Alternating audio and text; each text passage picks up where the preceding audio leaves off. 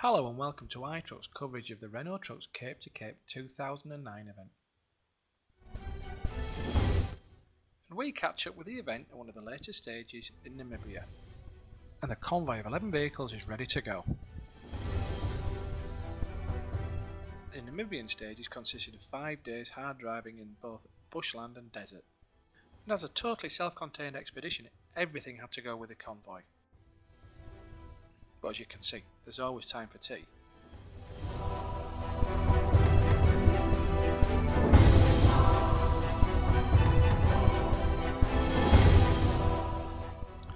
The second day of the event involved a run to the Skeleton Coast, and it's absolutely imperative you keep a close eye on the vehicle in front. And honestly, there's no such thing as a simple drive on the beach. Look what's happening to the Caracs in front. Gentle persuasion is the name of the game, and easy does it, and look, the truck manages to get free. But as we were to find out, this was the first of many incidents like this.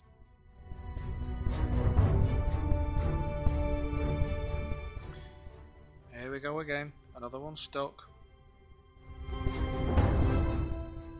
As you can see, the driver fights with the steering wheel and gradually manages to ease the Caracs out from this horrible standing mess.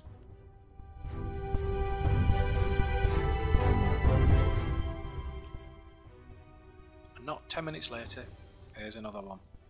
How are we going to get this one out then? Ah, there you go. And if absolutely everything else fails, why not link two together to pull the third out? And with a little bit of pulling, the Caracs manages to start to free itself. Not without a few good pulls on the rope though. Please bear in mind what Renault are trying to achieve. Each of these Caracs weighs 21 tons and proved itself to be a very, very worthy off-road player.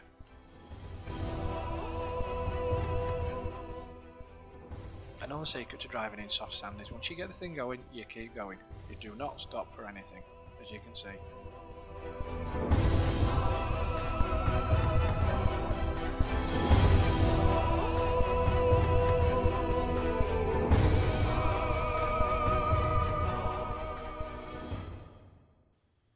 The Caracs are fitted with equipment that can deflate the tyres.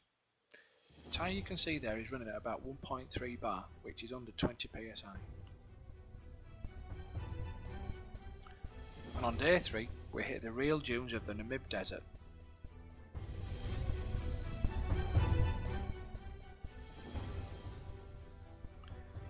Driving on the dunes was extreme to say the least. This dune's probably got a gradient of about 1 in 3. And you struggle to walk down it, let alone drive a truck down it. Crossing the desert really was a time-consuming affair.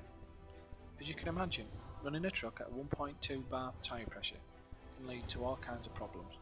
Great when you're driving in a straight line on sand, but when you start to turn, it's not uncommon for the side load of the sand to push the tyre completely off the rim.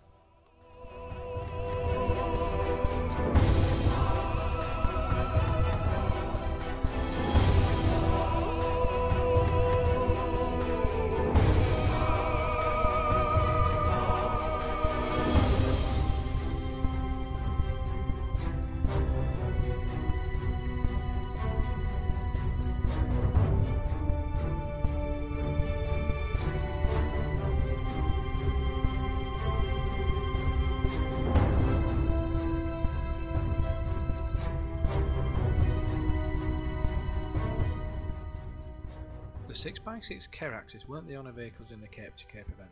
They were supported by the Sherpas. These vehicles run a development for the French military.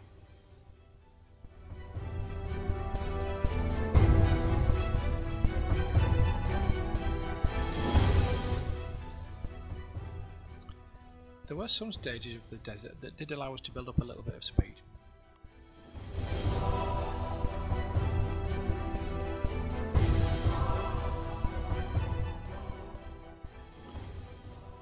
Here we are stuck again. This time we used the aluminium dune boards to put under the front wheels, and with a little bit of a pull from the Sherpa, we gradually got free.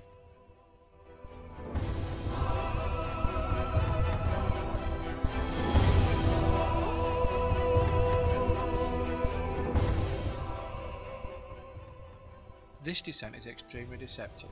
From the driver's perspective, you can't see the road in front of you. You've just got to take a leap of faith, engage second low gear and let the vehicle crawl down.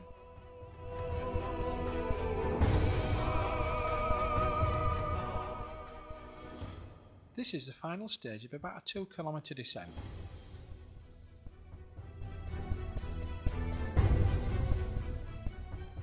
You really do have to be careful when driving in these conditions. You need to put both feet firmly on the floor and steer the vehicle down.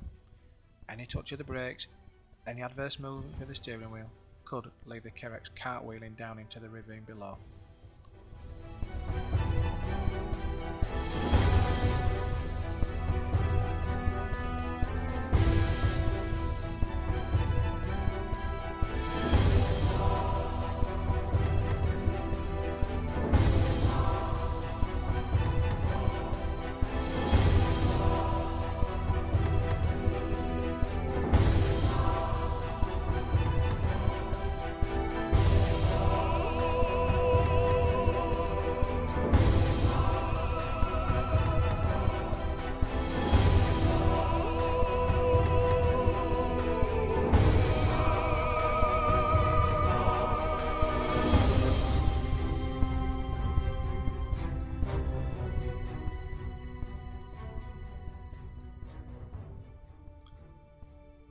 The bottom of this climb marked the end of our dune driving experience.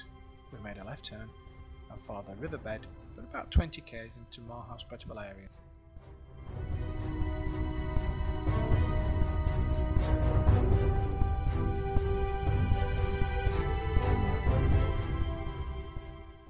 And as you've seen, both the Kerex and Sherpa are very capable off-road vehicles.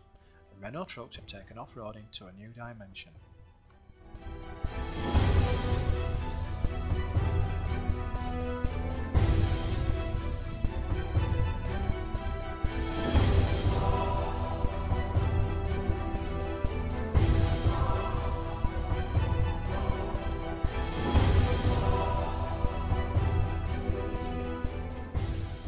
And that's it from the iTruck report from the Renault Trucks Cape to Cape event 2009. And keep a lookout for more online reports from iTruck.